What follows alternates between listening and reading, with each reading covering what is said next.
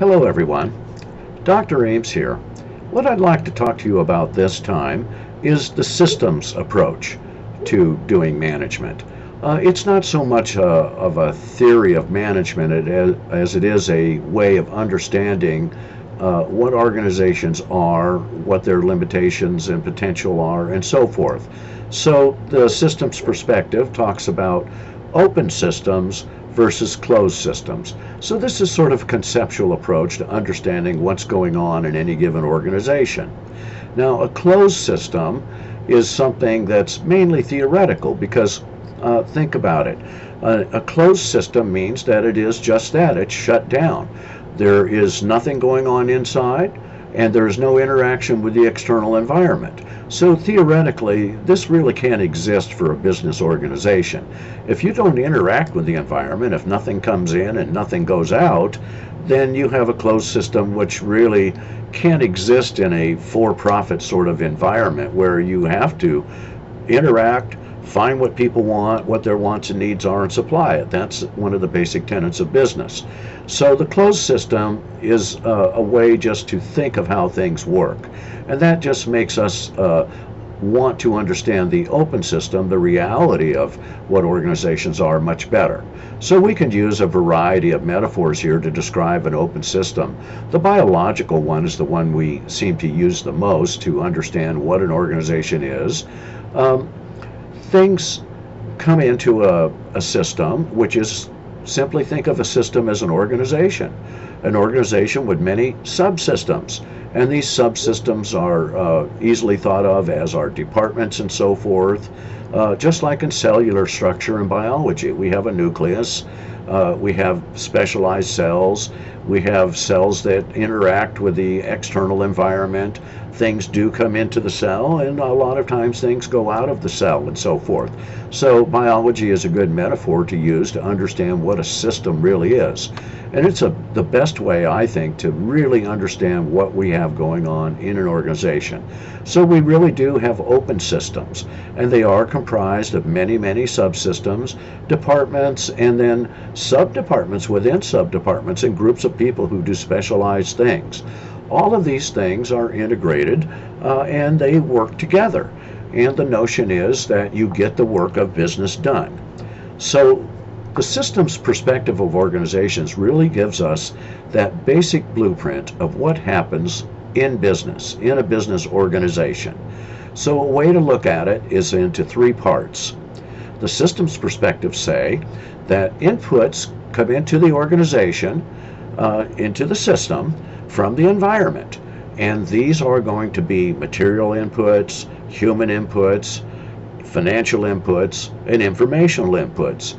The things that we've talked about in the class already, that these are the areas where managers do all their work. And so the inputs are going to come in those areas.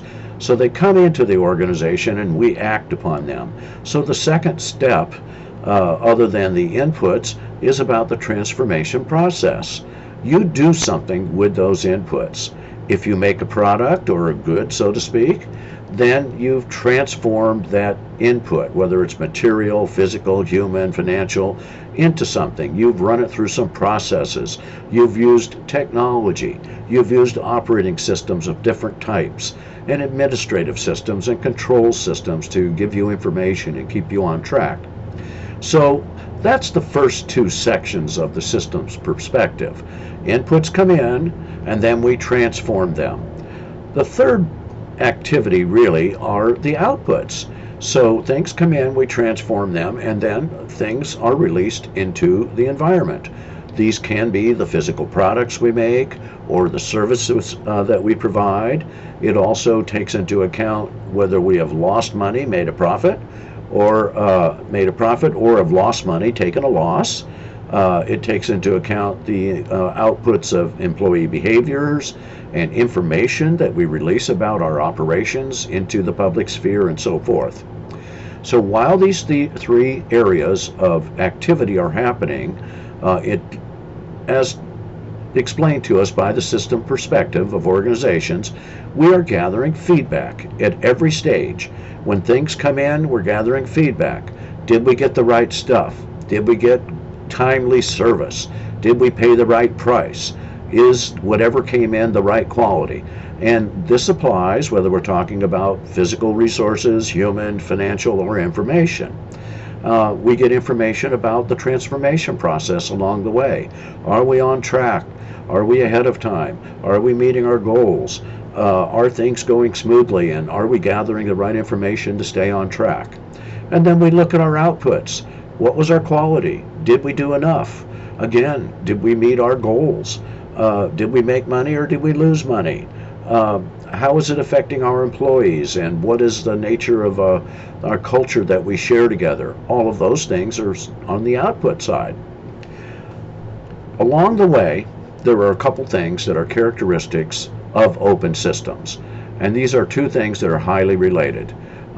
These are synergy and entropy, and these are naturally occurring forces. Synergy is the notion that working together, in other words, all the various departments and processes we've set up and the planning we've done, if it all works properly and is integrated and coordinated right, we have a real good chance of being successful, making a profit, and accomplishing the mission we've set for ourselves. That's synergy.